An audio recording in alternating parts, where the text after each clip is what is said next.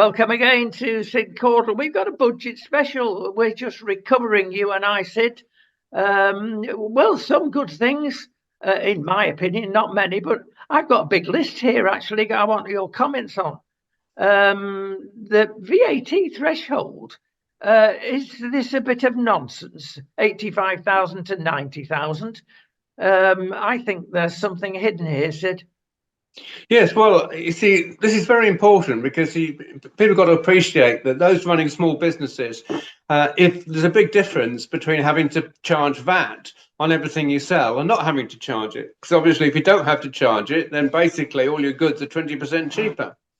And 7 years ago, the VAT threshold was 85,000. It's not been raised since. And now the Chancellor says, I'm going to raise it from 85 to 90. Well, to keep pace with inflation, it should be raised to 120,000. Absolutely. So this basically means that there's an awful lot of businesses, I don't know exactly how many, but there'll be an awful lot of businesses that are in that range between 90 and 120, that if that threshold had been raised properly with inflation, would not be having to charge their customers the 20% VAT. And as a result, their businesses would be far more prosperous. And it's very, very important for people who've got businesses within that range. Well, it is. The other thing that we were hoping for, obviously, from our own point of view, is anything that's connected to restaurants, cafes, pubs, whatever. Now, on the continent, almost every country follows 10% VAT to encourage people to get out, to be sociable. We are sticking with 20%. That should have been done. Yeah, well, I mean, we do have 5% VAT, for instance, on insurance. I mean, and then we have 0% VAT on food and children's clothing and such like. So, I mean, it is a fact that we have variable tax rates. So there's absolutely no reason whatsoever why we can't introduce them for more areas where they are a priority. Well, it is because it's that type of industry that has suffered more than anything during the pandemic with the electricity prices and cost of lighting and heating, and they've done nothing. Yeah. So, I mean, you see, one of the things that struck me about this budget is a number of things which weren't talked about. I mean, and obviously that's one of the things which weren't talked about. It wasn't there. It wasn't there in the budget. And there was no talk about variable VAT rates and how we can increase the 0% VAT or the amount of goods covered by 0% VAT or and so on and so forth. I mean, that wasn't mentioned. See, but that's again something which probably should have been mentioned. Yeah, tax thresholds against it. This is a really, let's use the right word, sly tax, because according to a number of other parties, unfortunately the smaller ones, they want it raised to 20,000, the tax threshold. We're not going to get it, are we, through the Tories? Well, I mean, if they're going to raise it to that sort of figure, it's got to be funded, obviously.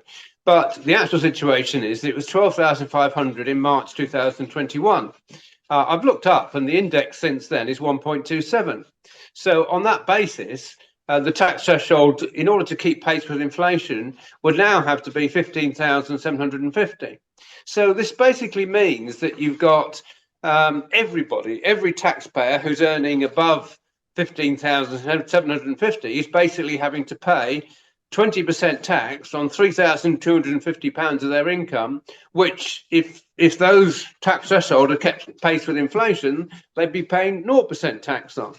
And of course, that's the first part of your income. So anyone earning more than that figure, just under 16,000, will be 600 or £700 worse off, because they're having to pay tax on that amount than they would otherwise. And when you think that in another part of the budget, the Chancellor was announcing, I'm going to maintain the freeze on fuel duty for another 12 months, and that's going to save the average person £50 a year. So he was sort of basically saying, I'm saving you £50 a year here, but he didn't actually tell us that he's taking £600 off everybody somewhere else, which is obviously much more. So that's why, these what are called stealth taxes, because these thresholds aren't raised with inflation. He didn't mention it in his budget speech, but it's there. And it basically means that in real terms, everyone's paying more tax. Indeed, and your favourite subject and mine as well. Actually, this Quango thing is a nonsense. It's costing the country many billions of pounds. Yes, well, I'm getting very suspicious, to be frank, because this lot involves quasi civil servants. Yes. And they are Yes, great. They've got a great deal of strength. Obviously, the government hasn't. Well, that's right. You see, as I've said before, I mean, the last thing the civil service want to cut is things like Quangos. So when the government comes along and says we need to cut revenue spending, they'll say, oh, well, in that case, we'll have to reduce spending on health, and we'll have to reduce spending on education, and we'll have to reduce spending on benefits, and all the things which are the most important thing for the public. They say if to cut spending, we'd have to reduce spending on them, and they don't talk about Quangos. But the reality is that Quangos, which if people don't know, they're quasi-autonomous non-governmental organisations. So they're organisations funded by the state, but not under the proper control of the state. So there are things like Social Work England and the Teachers Regulation Authority, and there's Wilton House, which is a Foreign Office Quango, and there's literally hundreds of them. There's 12 education Quangos. National Standards Authority is another one. I mean, we don't need any of these bodies, frankly, because education is under the control of the local authorities and under the control of school governors, who are supposed to be making sure that what's being taught at the school is being done correctly. So you don't need these Quangos at all, but they're there. And in 2010, they were costing us 90 billion. Now, inflation rise since then, the figure would be 157 billion. So that they are actually now costing 224 billion. So there again, we've got 67 billion, basically, that additional cost of Quangos in real terms than they were costing in 2010. And that's an enormous figure of money. I mean, one other thing which I noticed through this budget is the Chancellor was making a lot of announcements of tiny amounts of money. I'm going to give an extra 20 million to Cambridge to encourage them with their new technology. And I'm setting up another five cities which are going to be cities where we're going to promote business, and we're going to give an extra 20 million to each of these cities. And you sort of think these are tiny amounts of money in regards to what the total that the government spends, but here they're spending 67 billion, which they're not even talking about. It's just, again, it's just something which is hidden, and that's what we have to face up to, frankly. Sid, do you remember the days when we used to talk in millions and we thought, oh, that's massive money? Now it's nothing because of the sad state of affairs. It's billions that we're talking about. And if we're going to talk about going back to 2010, let's talk about going back to 2012, because the government then introduced this contract bit, which costs everybody 10% more. Just explain that, would you? Okay, well, interestingly enough, I know about this because one of my daughters actually is involved in doing contracts for government.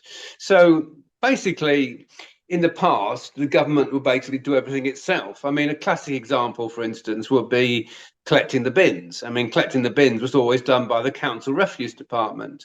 Now it's done by Kia or a private contractor, or whatever. I mean, the same with repairing the roads. It was always done by the council departments. Now it's done by a private contractor. Now that happens across the board. For instance, building HS2, the government's not building HS2, it's being built by a private contractor, but the government pays. Now, when the government awards contracts, it's always done on a competitive tender. So each company has to put in their tender for the contracts. Now, for a long time, the only requirement was value for money. So the only requirement for the government was concerned was obviously the quality of work that was going to be done. They had to check other contracts, whether they successfully completed them on time and whether the company was a reliable one, and so on and so forth. And they just had to go for the company that offered the best value for money. But then in 2012, all of a sudden, they put in social requirements, which basically means that what's your inclusion and diversity policy? Are you employing enough ethnic minorities? Are you employing enough women? And so on and so forth. And so all these requirements were then put into the contract. And the Adam Smith Institute has done a whole load of research and shown that if we go back to just the only requirement being value for money, we could save 10% on these contracts. And we're talking about, again, enormous amounts of money. The total value of contracts is some 329 billion.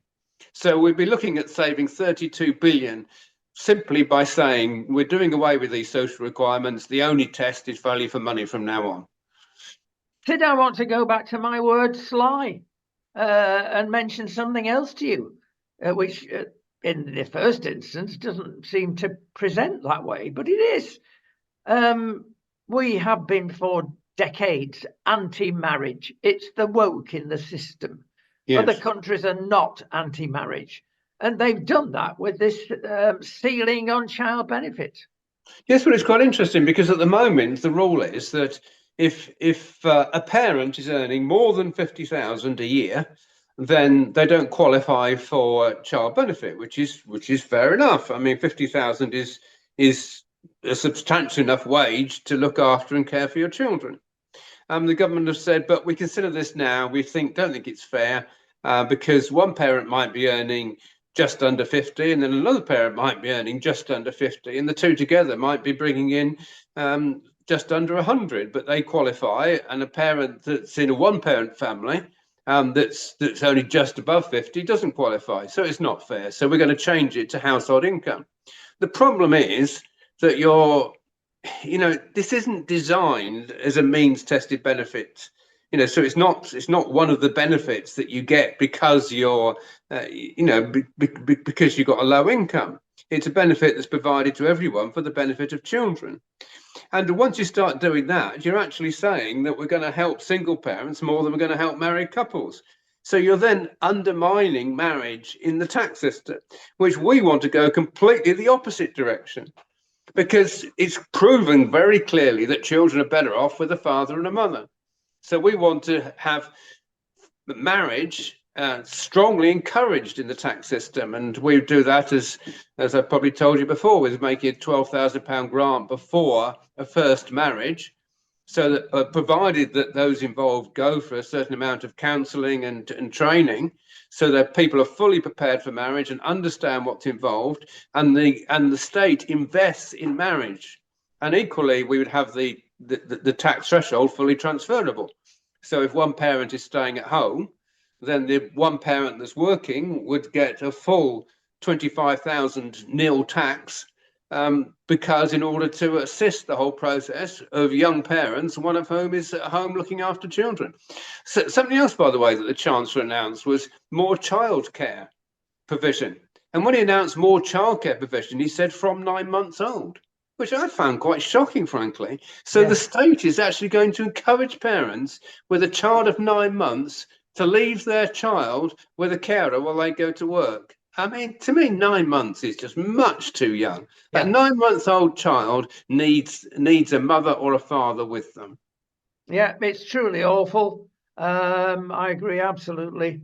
Nothing in the budget to support marriage. That is normal now.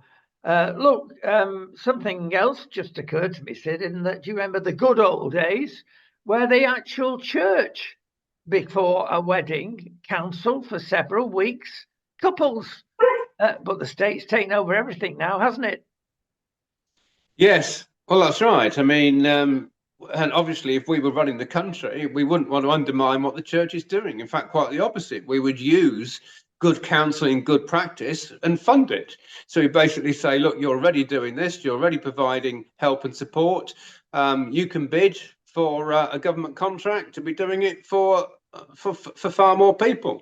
I mean, so, at the moment, obviously, a government would, the last thing they would do, want to use the church to carry out government contracts. But if we were in power, we absolutely would.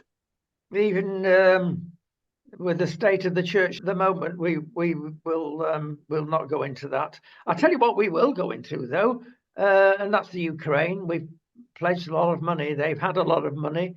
They're due a lot of money. But there's nothing for defence overall. Grant Shapps will be out of his mind, and I believe quite rightly so. Yes, well, it's interesting. In advance of the budget, he was saying, I mean, we currently allocate just over 2% of GDP. I believe the figure's 2.0% of GBT to defence. He was saying, I want it raised to at least 2.4 as a minimum. Now, when you think that we've got 12 billion pledged to go to Ukraine, that's quite a big hole in the defence budget, and 7 billion of that is pure defence spending. So, you know, that's quite a big hole in the defence budget. So, and it's quite surprising to me, it really is, when we're in a situation where we're giving all that money to Ukraine. And again, we're not talking about 10 million or 20 million, you know, which he was talking about giving to other groups. We're talking about 12 billion, which is a lot of money. And the Chancellor should at least have addressed the amount of money that's going to Ukraine, the amount of money that's involved in defence. But one of the things which I noticed about this budget is that it was very political, and he was trying to pinch Labour's clothes, if you like. I mean, he took their policy of getting rid of non-dom status and said, I'm going to get rid of non-dom status, but I'm going to do it by rejigging it, basically. And he also announced all this spending on the NHS, which obviously he was trying to undermine Labour. So things that Labour aren't interested in, like defence spending, wasn't something he was going to address. But it's because it wasn't politically advantageous to him to address it. Now, you see, that's not what a Chancellor should be doing. A Chancellor ought to be addressing the financial problems that the nation faces and addressing them ethically. And I'm afraid Jeremy Hunt didn't do that in this budget. Yeah. Now we've got to go to the local authorities. It's estimated that 10% of them, almost, are going to go bump in very early course. And the government are ducking and diving on this one. They'd sooner not come to their rescue. They'd sooner say, oh, well, we'll let you get over the restriction of 5% tax rise this year. You can charge 10 yes. and 20. That's crafty, isn't it? Yeah, well, that's exactly what's happened in Birmingham. You see, in Birmingham, they've gone bust. They've put in government people to advise the council, and they've had a special meeting to raise the tax by 10% a year for the next 2 years in order to try and get the council back on track. But you see, again, this is a stealth tax. So instead of the government coming along and saying, we recognise that local authority is in severe financial problems, they've had to bear a brunt of additional responsibilities during COVID and such like, and they're obviously have also been affected by the rise in gas prices and electricity prices. So we're going to help them now by the tune of giving them a set amount of money. I'm not saying they should only bail out the councils that are in trouble, because that wouldn't be fair. That wouldn't be fair on the councils that have done well. But because local authorities are struggling across the board, I believe the Chancellor absolutely should be giving more money to local authorities across the board to help them out. Yes, indeed. And we're going to go on to something that really upset me. I was shouting at the telly, I've got to confess.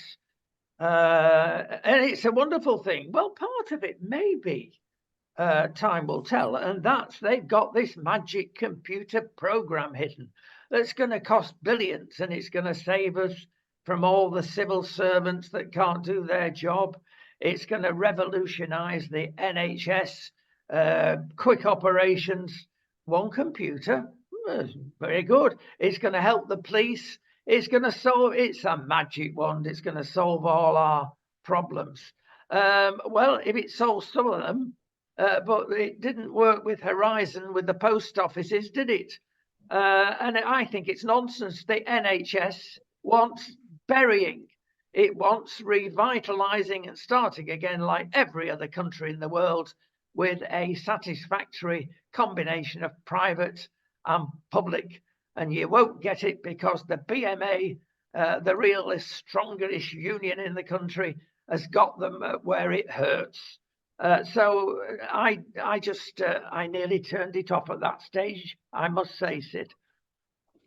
Well, I'm afraid I have to confess I reacted differently. But I mean, for me, the jury is out. But it's interesting because Jeremy Hunt was for a long time Health Secretary. He was Health Secretary for many years. And when he was Health Secretary, he was promising then that he would introduce a whole new computer system to make the whole health system more efficient, and he was actually said it will be introduced by 2018. And we now got to 2024, and finally now he's in the position of Chancellor with a bit of money to spend. So he's finally said, right, this is something I'm going to do, bring in a whole new computer system. Now, in my mind, it's quite clear that the NHS is behind other countries in terms of the health system being properly computerized.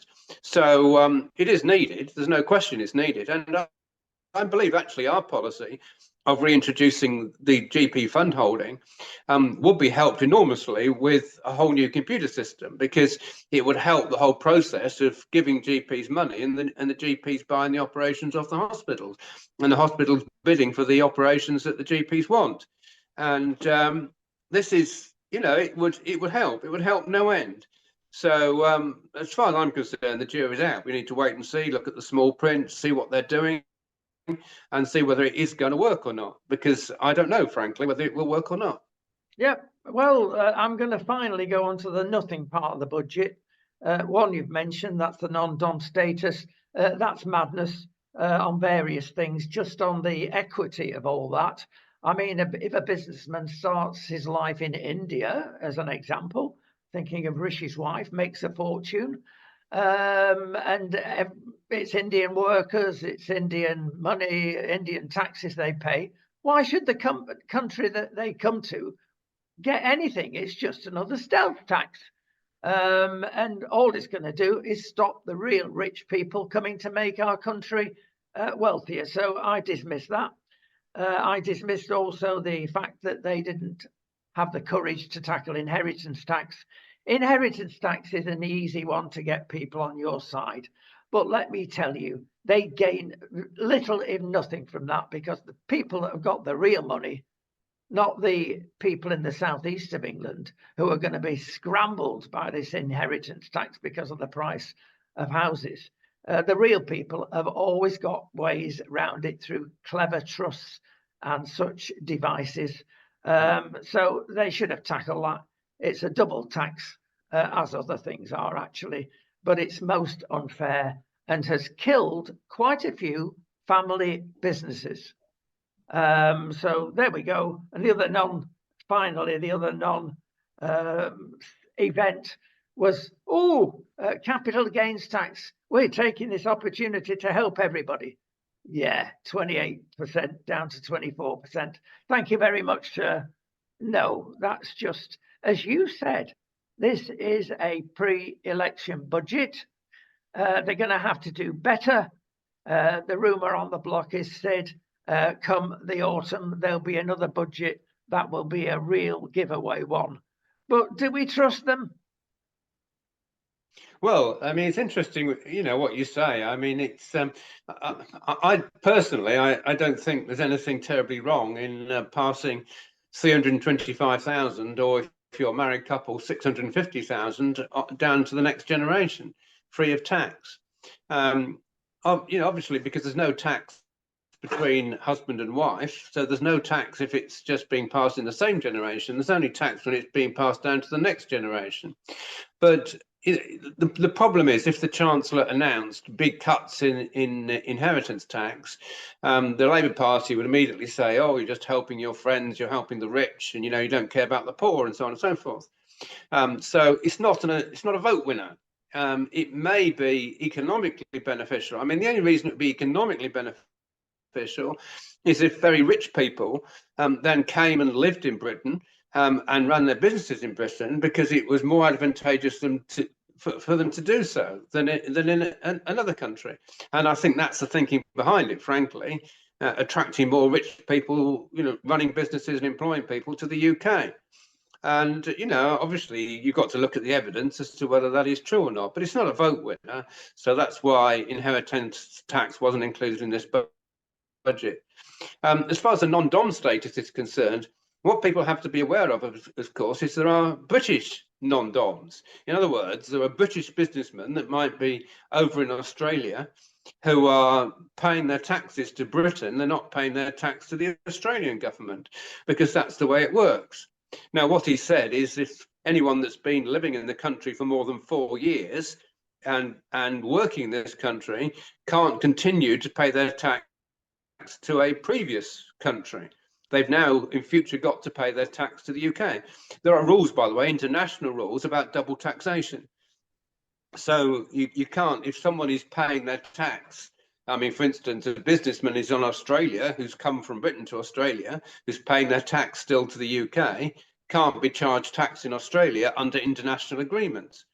But I guess if you've been living in Australia for 4 years and you haven't been back into the UK for 4 years, then it's only fair enough to say you've now moved. But you see, even though that may sound reasonable, there are hedges around that. There are problems with it, because even though someone may go and they're doing business in Australia and they've been doing business in Australia for 4 years, they may well have still come back to the UK for several months within those 4 years. So what happens if they maybe spent 3 months in the UK in the past 4 years? They haven't just stayed in Australia. So it's there's issues around the edges of it, frankly.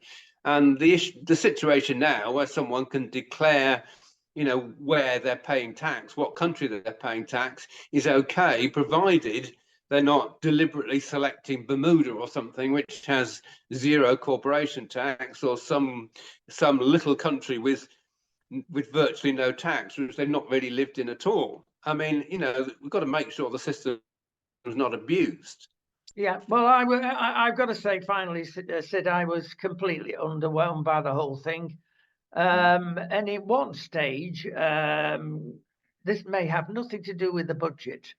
I was watching it on GB News only because Liam Halligan was giving his opinion, which I respect. It's good, yeah. But at the end of the programme, they said, oh, we'll go up to a mining village in the northeast, and we'll get what they think in the Miners' Club. That's bizarre, Sid. Even the BBC wouldn't have done that. Well, of course, they get one person after another saying, Tories are rubbish. I'll never vote Tory in my life. And they've done this, that, and the other bad. Now, I thought, what's behind this? Well, I tell you, something's behind it. And maybe GB News are running scared.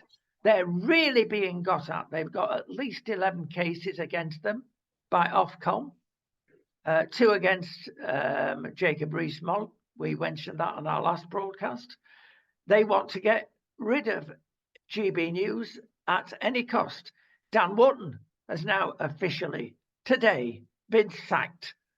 Anybody that has been a fantastic presenter, of course, Mr. Stein soon went, and others they got rid of.